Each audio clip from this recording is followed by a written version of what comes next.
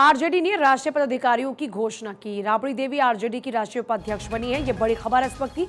RJD ने अपने राष्ट्रीय पदाधिकारियों की घोषणा की है और राबड़ी देवी आरजेडी की राष्ट्रीय उपाध्यक्ष बनी है। तो ये बड़ी जानकारी बिहार से जुड़ी हुई। देखिए, तो बिहार में चुनाव है और इस वक्त पार्टी को किस तरीके से और मजबूत किया जाए, पार्टी में किस तरीके से और कार्यकर्ताओं में जोश भरा जाए, इसको लेकर लगातार प्रयास पार्टी की ओर से किए जा रहे हैं। इस बीच संगठनात्मक तौर पर अगर देखा जाए तो ये राष्ट्रीय पदाधिकारियों की घोषणा हुई है और इसमें राबड़ी देवी आरजेडी की उपाध्यक्ष बनी है।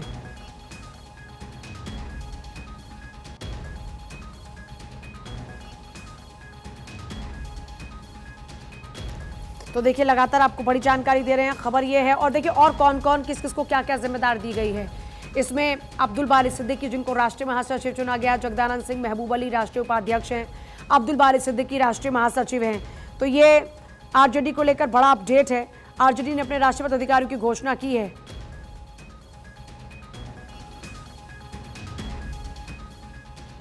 बारह राष्ट्रीय महासचिव और 10 सचिव बनाए गए हैं। जगदानंद सिंह महबूब अली राष्ट्रीय उपाध्यक्ष बनाए गए हैं। राबड़ी देवी भी आरजेडी की राष्ट्रीय उपाध्यक्ष बनी है। आरजेडी ने अपने राष्ट्रीय पदाधिकारियों की घोषणा की।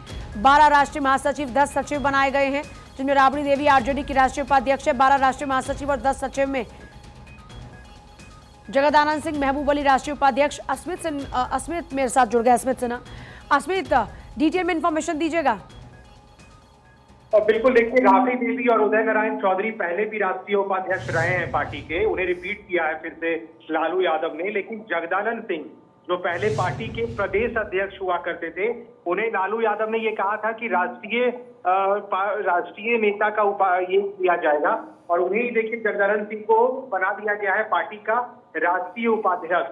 और ये पहली बार जगदानंद सिंह को राष्ट्रीय उपाध्यक्ष बनाया गया है। साथ ही महबूब अली कैसर भी राष्ट्रीय उपाध्यक्ष बने हैं।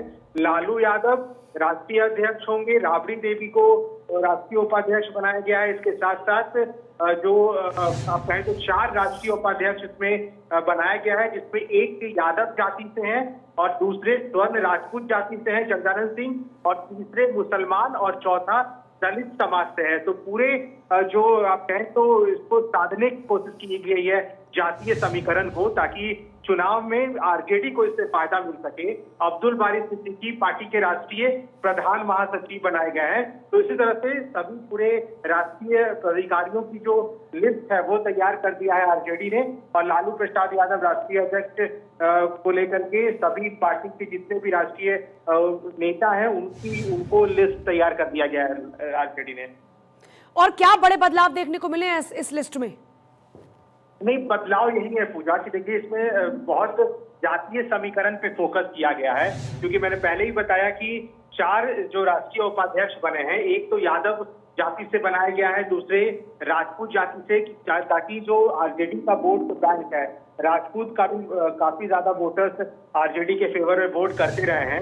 और यादव तो एमवाइड समीकरण जो आरजेडी हमेशा बोलते रही है उस पर फोकस है। कि चौथा जो है दलित समाज, ताकि दलित को लेकर के आरजेडी ने कई रैलियां भी की थी हाल के दिनों में, और दलित वोट बैंक को कैसे साधा जाए उसके लिए भी इस तरह से नेताओं को नियुक्त किया गया है। साथ ही साथ 12 राष्ट्रीय महासचिव बनाए गए हैं, 10 सचिव बनाए गए हैं। तो सभी तरीके से देखा गया है कि कौन से जाति से आने वाले नेताओं को सेट किया जाए, एडजस्ट किया जाए, ताकि आने वाले चुनाव में इस पूरे समीकरण से फायदा मिले आरजेडी को। बहुत शुक्रिया आपका। चुनाव के मद्देनजर ये बदलाव बेहद महत्वपूर्ण है, जिसका जिक्र हम इससे पहले भी कर रहे थे। और जैसा अस्मित ने जिक्र किया कि एमवाई समीकरण को साधने की कोशिश की गई है।